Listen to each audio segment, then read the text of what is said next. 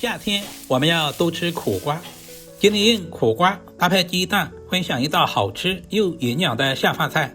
做法简单，老人小孩都爱吃。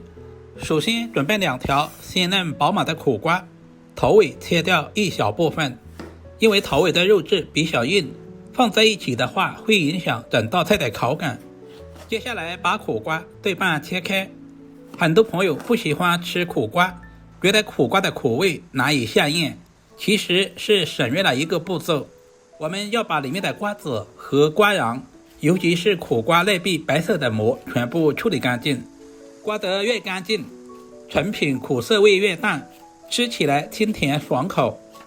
很多人省略了这一个步骤，难怪炒出来的苦瓜难以下咽。所以这一步千万不能省略。再次把苦瓜切成小宽条，1条苦瓜切成4等份。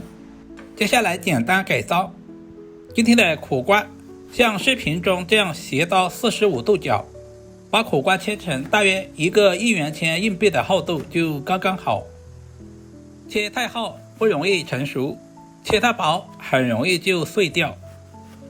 这样的厚度容易入味，而且在炒制的过程中也不容易断。我们尽可能的切均匀一些，使其在后续烹饪过程中成熟度一致。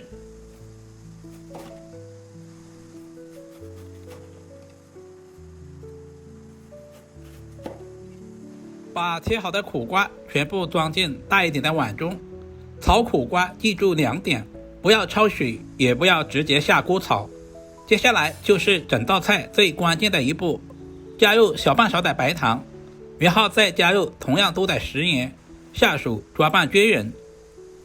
首先食盐的作用是杀出苦瓜里面多余的生水和苦涩汁水，破坏苦瓜内壁苦味物质结构，而白糖的作用中和苦瓜的苦味。充分抓拌均匀，放在一旁腌制着备用。接下来准备一个小碗，往碗中打入准备好的鸡蛋，鸡蛋的数量也不需要太多，3到4个就可以。加入少许的胡椒粉去除蛋腥味，少许的白糖提前入下底味，用筷子充分搅拌均匀，使蛋黄和蛋白完美的融合。搅拌至用筷子挑不起来大块就可以了。接着简单的准备一些配菜，准备去皮的大蒜切成小丁，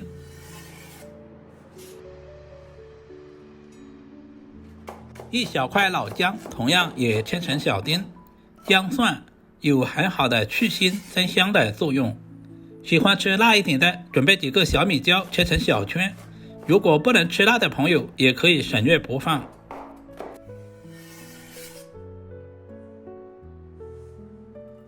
接下来简单调个料汁，碗中加入少许的生抽、蚝油提鲜，小半勺的食用盐入下底味，少量的白糖，小半勺的玉米淀粉，加入适量的清水，把调味料完全化开，提前调好料汁，这样可以节省炒菜的时间。现在的苦瓜也已经腌制好了，加入多一点的清水清洗一下，加入食盐和白糖，杀出了苦瓜里面多余的生水和苦涩的味道，所以腌制这一步千万不能省略。加入清水淘洗的过程中，我们一定要控干水分，这样方便下一步的入味。把水分尽可能的控干一些，放在盘中备用。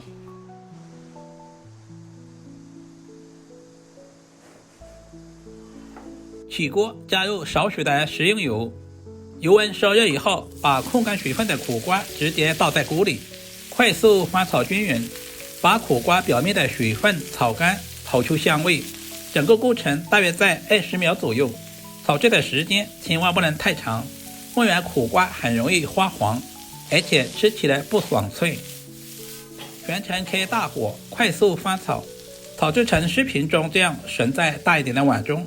这个时候的苦瓜已经炒出了香味。接下来把准备好的鸡蛋液直接淋在苦瓜的碗中，用筷子充分搅拌均匀，使苦瓜和鸡蛋液完美的融合。搅拌至每一块苦瓜的表面都能够裹上鸡蛋液，再起锅烧油，油温烧热以后，倒入裹满蛋液的苦瓜。下锅之后一定要平铺开来，不要堆在一起。平铺受热均匀，底部可以快速定型，不容易夹生。